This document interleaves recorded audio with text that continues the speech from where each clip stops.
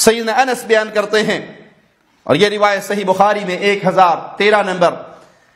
کہ جمعے کے دن رسول اللہ صلی اللہ علیہ وسلم خطبہ ارشاد فرما رہے، ایک آدمی مسجد کے دروازے سے داخل ہوا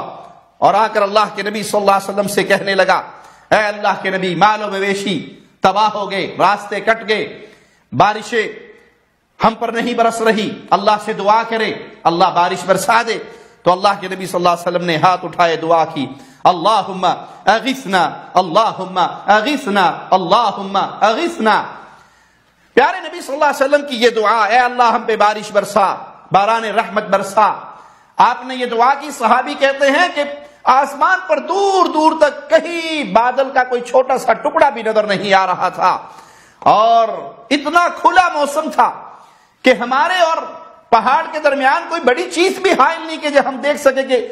کہیں پر کوئی چیز چھپا ہوا کہیں بادل ہے،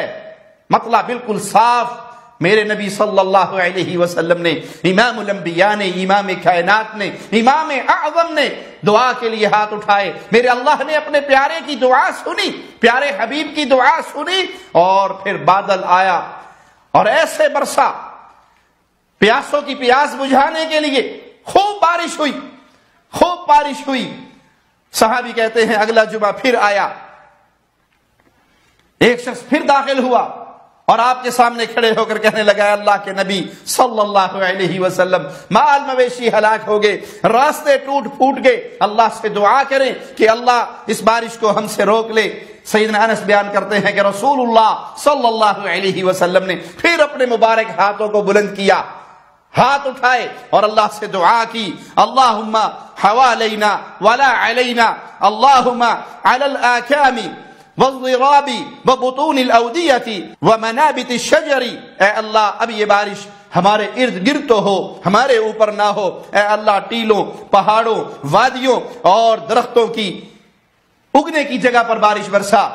صحابی کہتے ہیں پیارے نبی صلی اللہ علیہ وسلم نے یہ دعا مانگی، اللہ نے فوراً بارش کو روک دیا، بادل پھٹ گئے، سورج چمکنے لگا، اور ہم جمعہ پڑھ کے واپس لوٹے اور سورج چمک رہا تھا۔ یہ ہے پیارے نبی صلی اللہ علیہ وسلم کی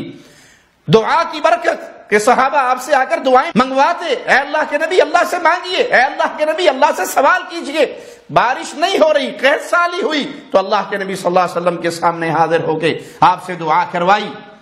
اور جب بارش کی شدت ہوئی، زیادہ ہوئی، تب آ کر اللہ کے نبی صلی اللہ علیہ وسلم کے پاس صحابہ نے عرض کی، اے اللہ کے نبی اب دعا کیجئے بارش کا سلسلہ ہمارے اوپر سے رک جائے۔ تو نیک بندوں سے دعا کروانا شریعت محمدی میں جائز ہے۔ اسی لیے رسول اللہ صلی اللہ علیہ وسلم کی وفات کے بعد سیدنا عمر نے سیدنا عباس سے درخواست کی اور انہوں نے دعا کی۔ صحیح بخاری کے اندر یہ روایت موجود ہے۔ زندہ